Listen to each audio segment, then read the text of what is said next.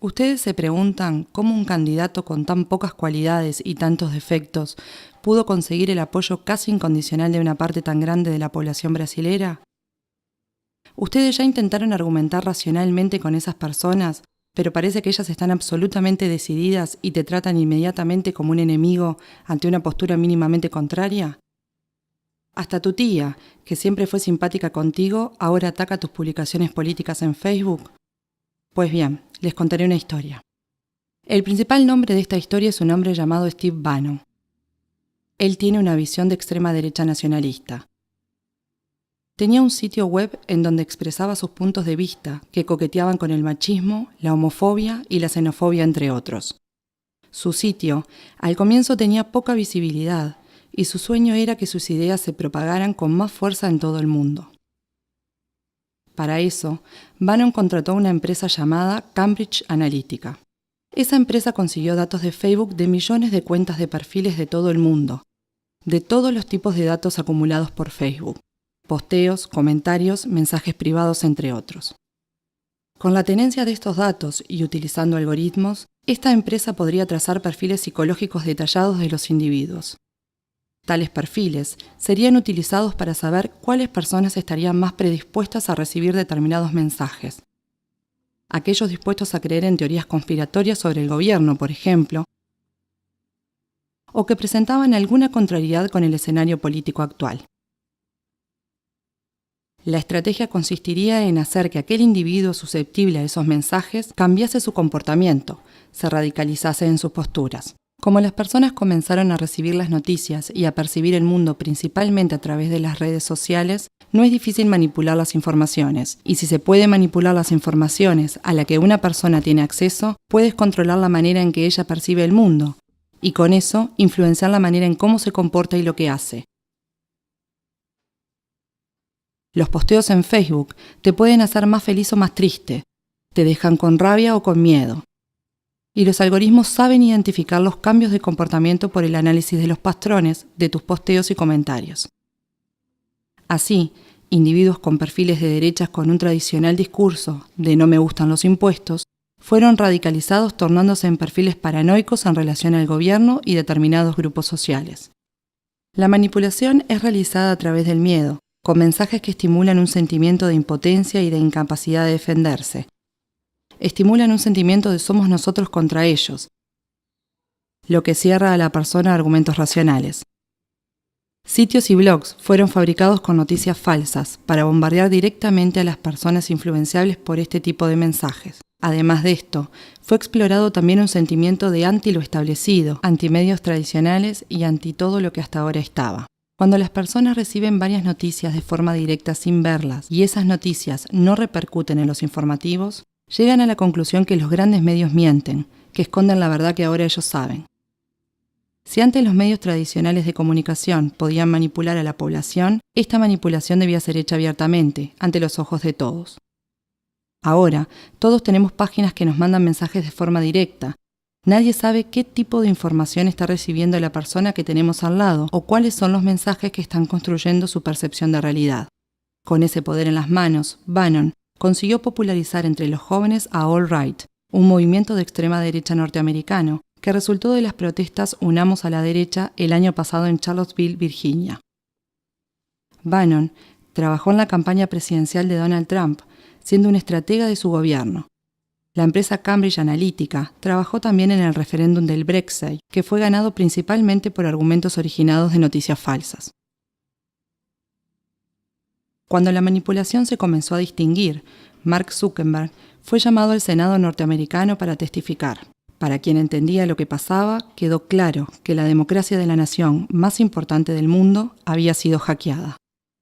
Pero los congresistas poco entendían del medio social. ¿Y quién estaría dispuesto a admitir que la democracia puede ser hackeada a través de la manipulación de los individuos?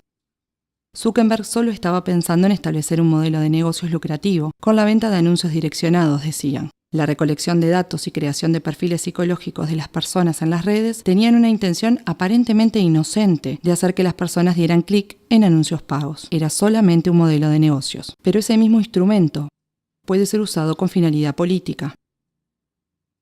Él se dio cuenta de eso y sabía que las elecciones brasileras podían estar en riesgo también. Brasil es una de las mayores naciones del mundo. Facebook entonces tomó medidas activas para evitar que las campañas de desinformación y manipulación ocurriesen en su red.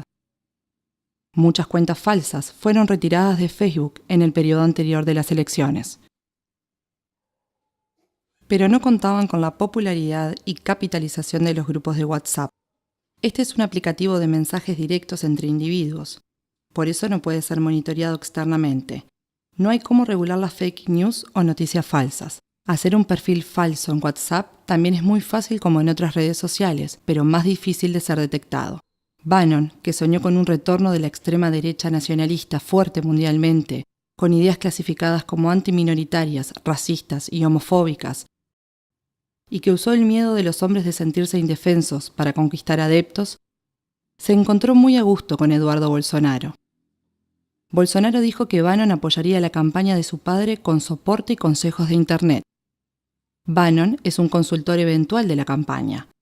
Bolsonaro fue el candidato especial para él, ya que comparte sus ideas en el escenario ideal, un país pasando por una grave crisis económica y con la población desencantada, desilusionada de su clase política. Después de las manifestaciones políticas de las mujeres en todo Brasil y de todo el mundo contra Bolsonaro, el apoyo del candidato subió entre el público femenino del 18 al 24%. Un aumento de 6 puntos después de que gran parte de las mujeres se unieron para demostrar su insatisfacción con el candidato. Esto pasó porque de un lado los grandes medios de comunicación simplemente ignoraron las manifestaciones y por otro hubo un ataque preciso a través de grupos de WhatsApp pro-Bolsonaro. Videos editados con escenas de otras manifestaciones con mujeres mostrando los senos o rompiendo imágenes cristianas, utilizadas para desmoralizar el movimiento LNAU entre las más conservadoras. Además, Eduardo Bolsonaro salió a hablarle al público después de la manifestación y declaró: "Las mujeres de derecha son más lindas que las de izquierda. Ellas no muestran los pechos ni defecan en las calles. Las mujeres de derecha son más higiénicas". Esta declaración, que puede parecer pobre o estúpida, es hecha como medida para estimular el sentimiento de repulsión, de rechazo para con el otro lado. Esto no es una novedad. La máquina de propaganda del nazismo alemán asociaba a los judíos con las ratas. El discurso era que los judíos estaban infectando las ciudades alemanas, así como las ratas lo hacían. Ese es el discurso que asocia el sentimiento de repulsión hacia una determinada población, lo que hace que el individuo se quiera identificar con el lado limpio de la historia. He aquí ese 6% de las mujeres que se pasaron a identificar con Bolsonaro. Ahora nos es posible comprender por qué es tan difícil utilizar argumentos racionales para dialogar con el elector de Bolsonaro. ¿Te das cuenta ahora del nivel de manipulación a lo que tus amigos y familiares están expuestos? La pregunta es, ¿qué hacemos? No adelanta confrontarlos y acusarlos de ser influenciables o engañables. Eso solo provoca que se cierren y te clasifiquen como uno de los enemigos que está del otro lado. Es una línea muy fina, ya que si le decimos a alguien que es manipulado, puede sentir que lo estamos tratando de burro o de tonto, lo que solo va a generar un intercambio de insultos improductivos.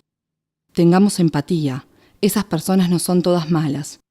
Están manipulando sus emociones y siendo sometidas a una percepción de la realidad muy distinta a la tuya. La única manera de cambiar su pensamiento es hacer que esas personas perciban ellas mismas que no hay argumentos que fundamenten sus creencias. Pidamos que las personas defiendan racionalmente sus opiniones políticas. Estemos abiertos a oírlas, pero continuemos siempre preguntando más y más hasta percibir que llegamos al punto en que la persona se da cuenta que no existen argumentos para responder. Preguntémosle, por ejemplo, ¿por qué decidiste por este candidato? ¿Por qué pensás que va a cambiar las cosas? ¿Pensás que él está preparado? ¿Conocés sus propuestas, su historia como político? ¿Cuál realización de él aprobás? Si percibimos que la persona no está pronta para debatir, retirémonos de la discusión. No agredamos ni ofendamos, ya que este comportamiento radicalizaría el somos nosotros contra ellos. Tengamos en mente que los discursos en los que esa persona cree fueron introducidos en ella de manera que hubiese una verdadera identificación emocional, tornándose en una especie de segunda identidad. No es de un momento a otro que algo así se cambia. 2 de las democracias más importantes del mundo ya fueron hackeadas utilizando técnicas de manipulación. No vamos a dejar que esas fuerzas nos pongan unos contra otros. No podemos dejar que rompan nuestro tejido social de manera irrecuperable.